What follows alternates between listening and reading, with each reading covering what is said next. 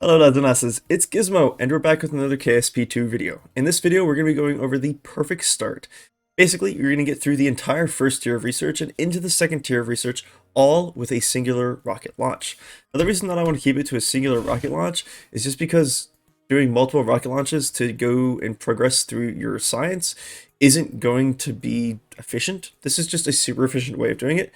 Gets you into your second tier, and that way your second launch can just be something that goes right to the moon or even past it.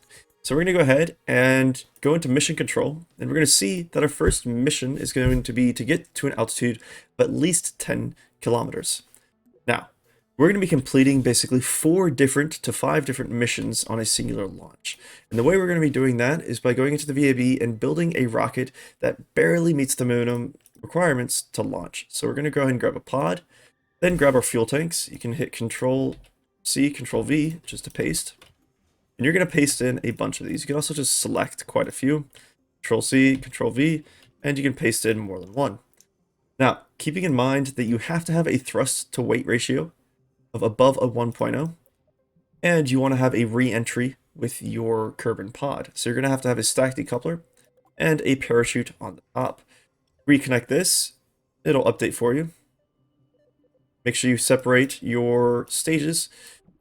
That's the reason it won't update your thrust to weight ratio. All right, we still have a thrust to weight ratio above a 1.0, so we can go ahead and add in another engine or more, methanolox tanks. So add in your stabilizers so that way you can turn while in atmosphere, and we're at 1.195. That's going to be pretty much what we want, and we can go ahead and launch this. When you're on the launch pad, just click through all the stuff. I started a new game just so I could show you guys how to get through this. So you can see you can do research here. Boom, research completed. Got 4 from that. Go ahead and launch. You can do more research. Got another 4 from that. This is all data that's transmissible. Transmittable. That word I did not say correctly the first time. Alright, so on your first launch, you're going to wait until you get to 100 meters a second, or about 1,000 meters off the ground. Once you do that, you're going to turn to the east, and the reason you turn to the east is because the Earth, or Kerbal, is rotating to the east from west to east, and so you've already got technically speed going to the east. So in regards to the sun, you're already moving at a faster rate to the east. Alright, so you're going to pitch over, once you do that, to about the right to about the 80 degrees. Once you hit that, hit prograde. Now another thing we can do is we're just going to wait until you hit that 10,000 meters. One thing you can do, go ahead and jump out to the map view. Make sure you've got your apoapsis on, because you're waiting for that apoapsis to get to 70 kilometers, or 70,000 meters. Once you're at 10,000, you just wait for this, because it's not going to update if you're not inside of here. So quickly go over to your mission control, hit leave, it's just letting you know that there is a bad trajectory. Launch a rocket, go ahead and hit submit. Click through the gotchas, all that stuff. Out of atmosphere, you're going to go back to the tracking station, so that way you can get back to your vehicle real quick. Tracking station, then control, map out, grab your apoapsis, and we're a little far down, so we're going to go ahead and turn off and turn back on SAS. You can also just hit this stability on button down here. We're too far out to the side. We want to make sure that we're going up, not right. You want to increase your apoapsis real quick because you're trying to get out of the atmosphere, and out of the atmosphere is at 70,000 meters or 70 kilometers. All right, so we can start going prograde a little more. Our apoapsis is a little bit higher.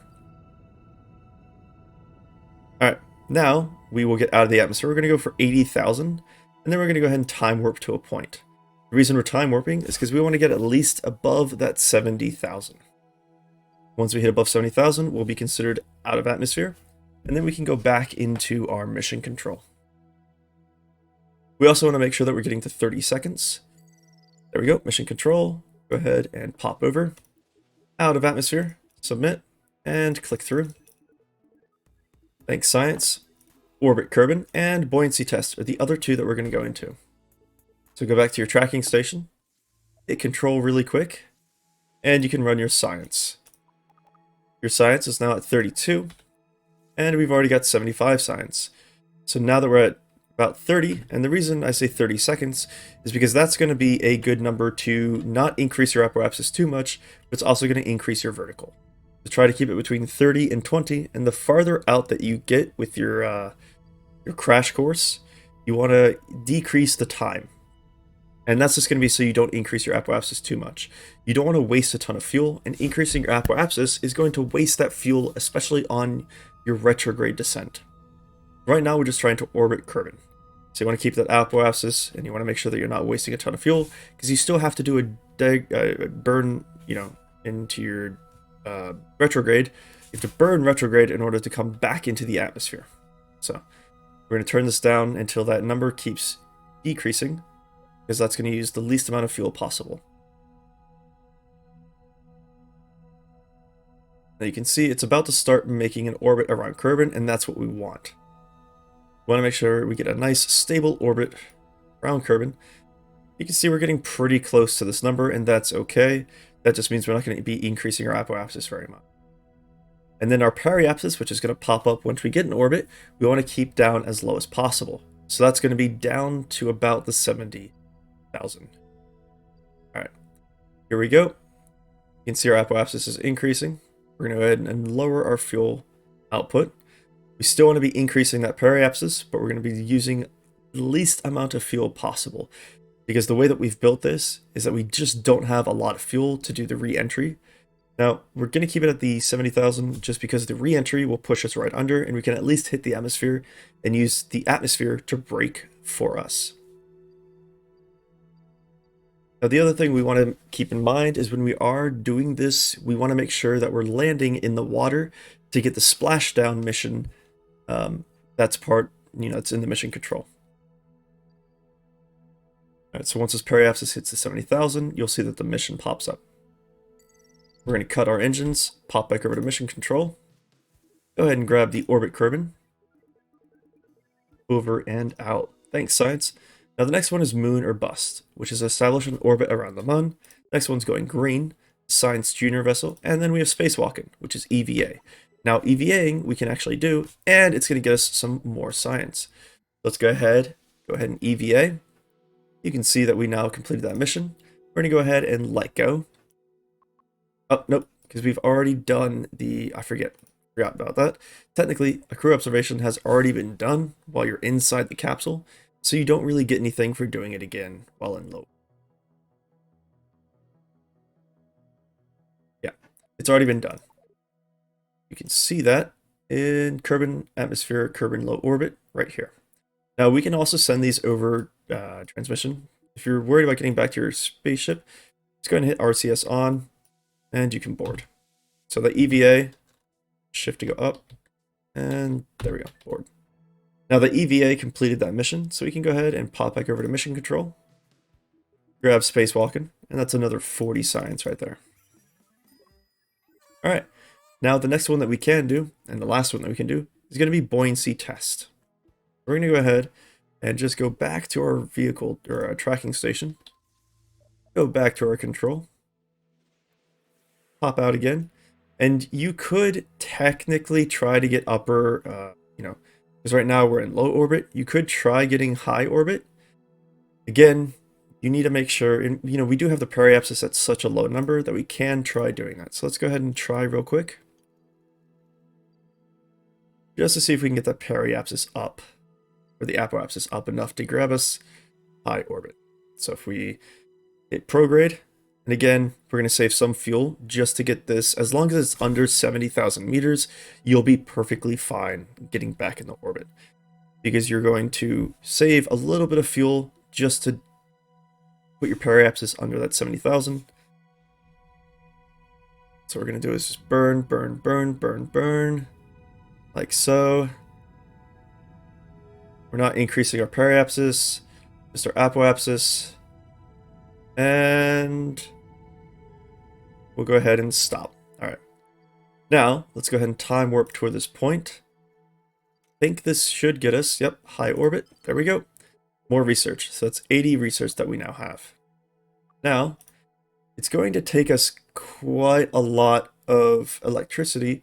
So 36, 36, and 36. We just don't have that much. So we're going to go ahead and just do a retrograde burn. Bring that periapsis down underneath. We need get us back into an intersection with Kerbal. All right.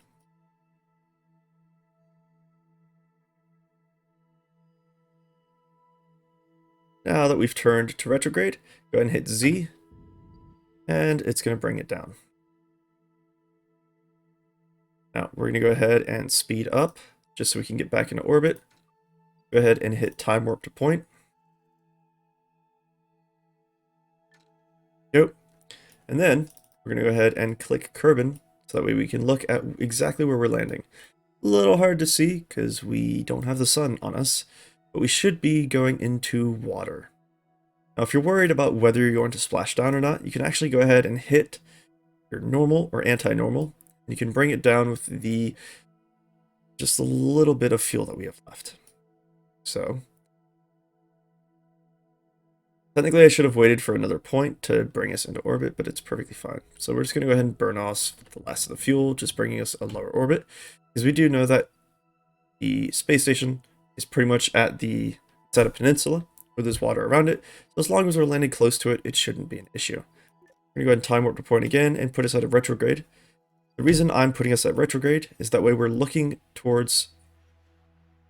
We're going to be looking so that our back end is towards... Might land on land. It's not good. Or we want to do this so that way our back end is into this. I could hit our next stage, which would give us the parachute, and yeah, we're not going to hit water. I'm pretty sure we're going to hit land.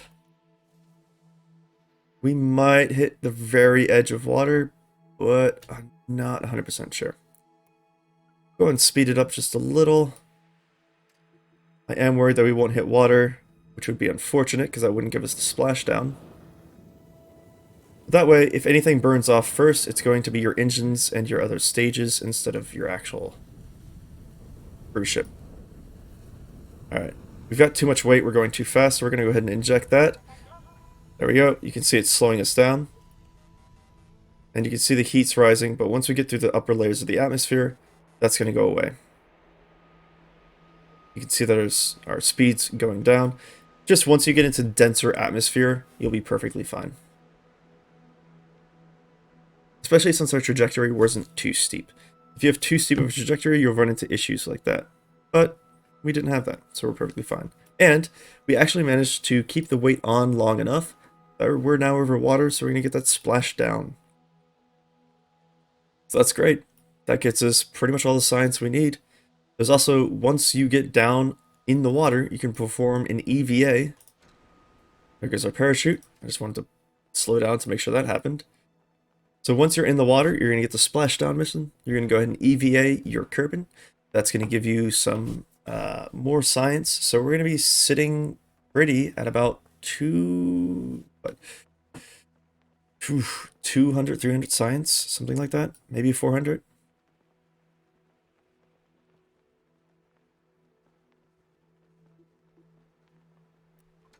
And splashdown. Look at that. EVA. Go ahead and run a research opportunity. Go ahead and let go to run the opportunity. Your Kerbal does float. Don't worry. They do know how to swim. And those suits are like dry suits, so even if they didn't know how to swim, they'd still float. Look at that. 86, 18. That's 100 science right there. I'm going to go ahead and board it again. Do another crew thing. That's 100 right there. On top of the 190 we already have. And we can go ahead and recover vessel. Firm. Close, and then run to your mission control, grab the buoyancy test. And another thing, I'm not quite sure why, but the going green works is, we don't have the Science Junior attached, but we still perform an environment survey, so it still gives us that quest, which is a little odd. So I'm not really sure why. Now you can see we ended with 363 science. We go over to the research and development stage, go into stage 1, look at this, that's 10, 15, 5, 80, 180. You are now at tier 2 unlock. We didn't unlock the second tier. I did say, I might have said in the beginning that we were going to get like 800 science. That's incorrect. That's not on your first launch. Your second launch, you can manage to get that. So I misspoke on that one. But in your first launch, you can manage to unlock all of the first tier, grab your environmental science, which is going to be your science tuner, which is going to give you the ability to do other surveys and grab more science. So you can now perform even more science surveys. So that means you can grab your entire first tier of launchers, you can grab your environmental survey, which is a great one. You can even grab your action control, which is your RCS, or you can grab your probes. What I like to do is grab the entire first tier, environmental survey, probes, and then aerodynamic stability. You can also even do survivability if you want more stuff like a heat shield, which is also helpful, because you're going to attach that environmental survey to you. So make sure you have the survivability so that way you have the heat shield. Now, I'm going to go over how to do a second tier in a different video. This is going to be your second launch. It's going to get you to the moon, and we're actually going to land on the moon on our second tier. Because we're going to go into, not research and development, back to mission control. What you can see is you have moon or bust. So you need an apoapsis less than 2,400 kilometers, and a periapsis greater than 60. That's not hard to do, gets you 150 science, and you can do a bunch of science during. Then, again, you can come back with 800 if you land in the correct spot. You land in the correct spot and jump around a little bit, you can get closer, you can get more than that.